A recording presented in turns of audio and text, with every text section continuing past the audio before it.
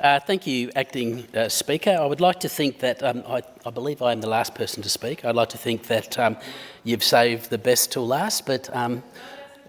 Oh, we do have another person to speak. Okay, well, they have saved the best till last, and I'll just warm everyone up for you. I mean, what can be said, you know, this... there's always different... Obviously, there's different perceptions on different sides of the chamber, and...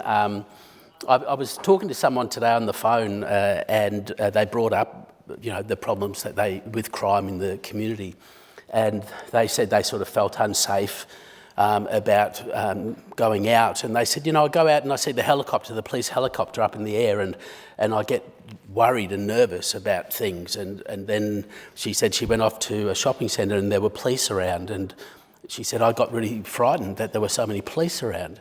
And I just thought that's a really interesting sort of perception because, as I said to her, the chopper's up in the air because it's chasing criminals. It's up there to keep you safe and make things safer, and they're actually doing the job. And they're keeping you safe, and you should feel safe about it. And it's the same for the police in the street. You know, the fact that she got nervous that there are a lot of police around, I said, they're actually looking after you. We're working to keep you safe and keep criminals off the street. So this idea of perception from one side of the house to the other is really quite interesting.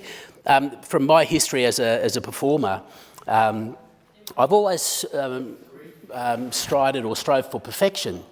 You know, because that's what we do, I guess, in our professional lives. We always work to try and find that perfect moment, that perfect debate or whatever it is. But what I've always found is once you hit what you think might be that line of perfection, it shifts. And, well, I'll tell you about that later on over something, a beer or something. But the idea is that, you know, perfection doesn't exist, it continues to shift. And we continue to strive to do our best. And I think that's what we're doing with the bail laws. You know, over the years, or even, sorry, it felt like years today listening to some debates, you know, this idea that, okay, the perception is that the bail laws have been weakened, maybe that, okay, that's a perception that some people hold. But in fact, what we were doing is striving for perfection, striving to make the bail laws better so that we can better protect community, but so that we can also better protect those that are on the fringe of entering into the justice system or on the fringe of committing crime. And I, you know, go back and go, when the bail laws were changed, they were changed because police didn't want kids to be put in jail. Community groups, justice people, even the coroner said that we don't want kids and vulnerable people being put in jail because that's not the right place for them. And so the bail laws were changed to reflect that community opinion and the opinion of professionals. Okay, there were some unintended consequences about that. And so in striving for perfection, in striving to get things better for our community, all of our community, bail laws have been adjusted again, and I fully support them. I fully support the fact that we continue to work to make things better for our community. That's what our job is in here every day of the week or out in our community. So that's just a real quick snapshot of where I sit with having been in the chamber and listening to the debate. I would like to congratulate the member for Bayswater for his exceptional and outstanding debate. He is a very clever, articulate, genuine, generous and good-looking member. But apart from that, and what was so great about his debate, apart from the fact that he looked good in his suit as he did it, is that he has life experience. He is, in fact, an ex-member of the police force. He spoke with accuracy, with lived experience, with understanding of all of the concepts. As he spoke, you could see that he has stood in many a police station, in many a courtroom, and dealt with all of the things that we talk about in all the different legislation that we've brought to Parliament.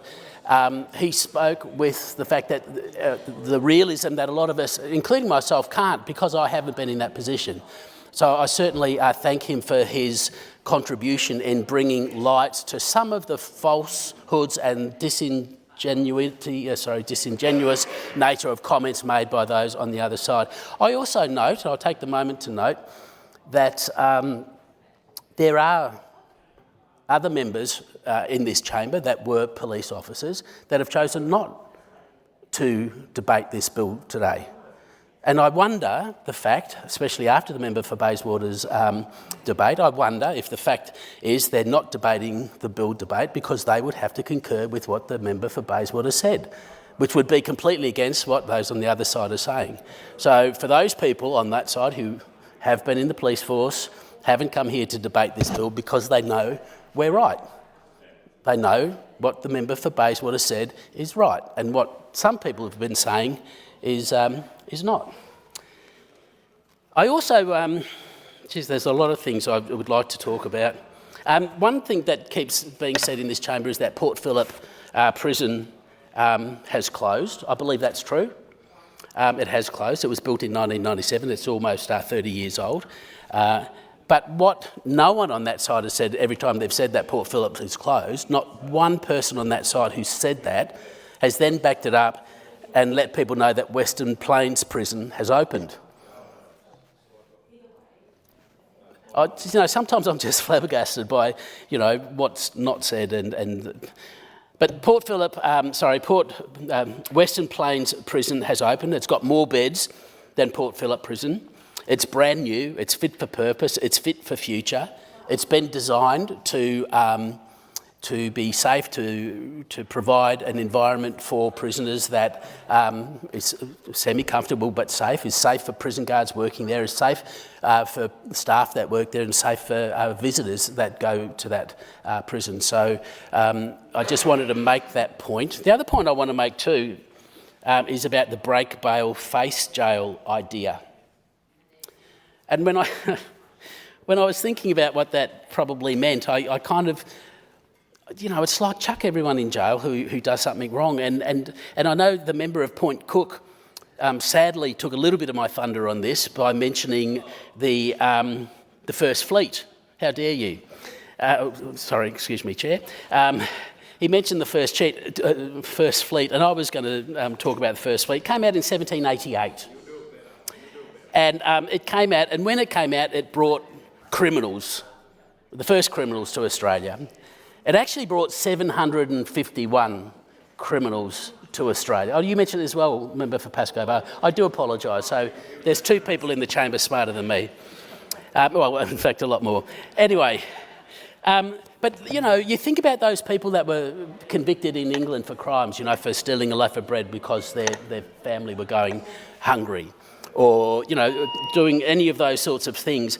And I had a quick look at what you could be sentenced to Australia for, and it's stealing fish from a pond or river. I guess this is what break bail face jail time is going to look like if the Liberals get in. If you steal fish from a pond or a river, you'll be going to jail for life.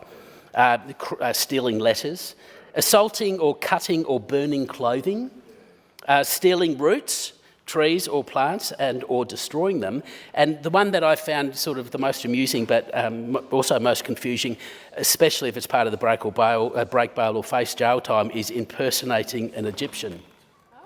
That was actually one of the 19... I don't know. That was part of that.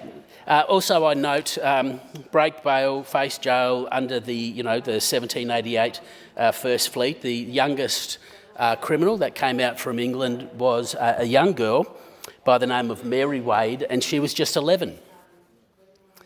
We don't want to do that. We don't want to put young kids in jail. They come out worse off. We know that. We've talked about that time and time again in this place. The best place for them is not in jail. So I believe, again, there's been some complaints about the fact that we haven't really necessarily attached the youth portion in the bail law, and those on the other side would just like to throw them in jail and lock up the key. It's not the way to go. Is this tranche of the bail legislation the most perfect it can be? Probably not, because we keep working on things. We are committed to always working for the betterment of our community, of every member in our community. That's our promise to everyone, and we will continue to do that through legislation in this place. I commend the bill to the House.